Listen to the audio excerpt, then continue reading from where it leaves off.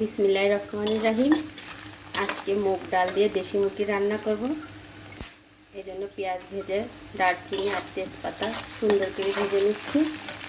এই যে আলু ভেজে উঠিয়ে রেখেছি, মুগ ডালটা হালকা ভেজে ভিজিয়ে রেখেছি, আর এই যে দেশি মুরগি।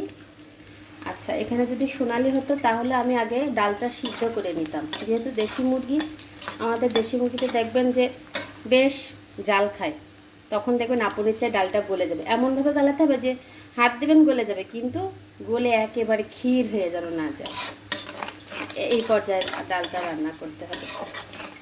এবার আমি বাটনা দিয়ে দেব। প্রথমেই আমি ঝাল বাটা দিচ্ছি, কারণ ঝাল বাটা দিলে কালারটা সুন্দর আসে। অল্প ঝাল দিলেও আপনি যদি আগে ঝাল বাটা দিয়ে কষিয়ে নিতে পারেন তাহলে খুব সুন্দর একটা কালার আসবে।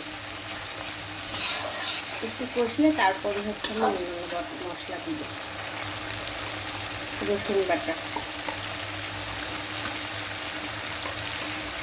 আদা বাটা,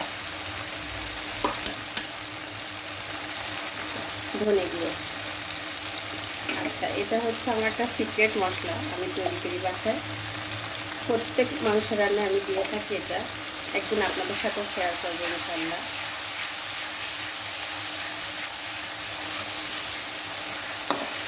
একটু কষিয়ে নিয়েই আমরা মুরগিটা দিয়ে দেবো।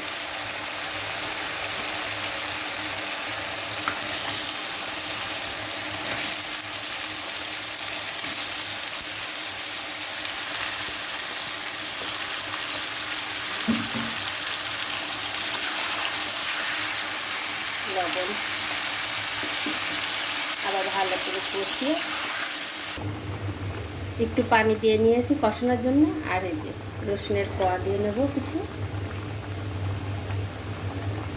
আর কিছু কাঁচামরিচ।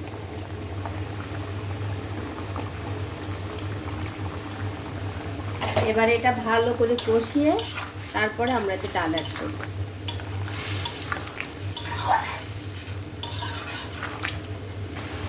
এখন আমি ডাল দিচ্ছি।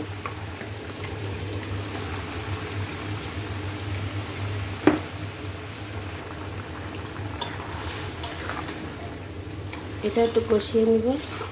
এখনও কিন্তু আমি হলুদ দিইনি, ডালটা একটু সিদ্ধ হলে তারপরে হলুদ দেব। এখন আমি ঢেকে রাখবো। দেখি কি অবস্থা, সুন্দর একটা কালার আসছে, দেখছেন? আমি কিন্তু এখনো হলুদ অ্যাড করিনি। এবার গরম পানি দিবেন, যেহেতু ডাল, গরম পানি না দিলে কিন্তু ডাল গলবেই না।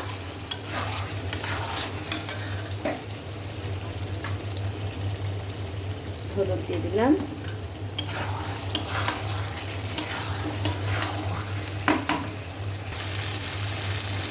আপুরা ভাইয়ারা, আমার কষানো শেষ। এবার আমি পানি দিব। যখন রসুনগুলো গালে পড়বে এত ভালো লাগবে খেতে। আমি এখন গরম পানি দিচ্ছি।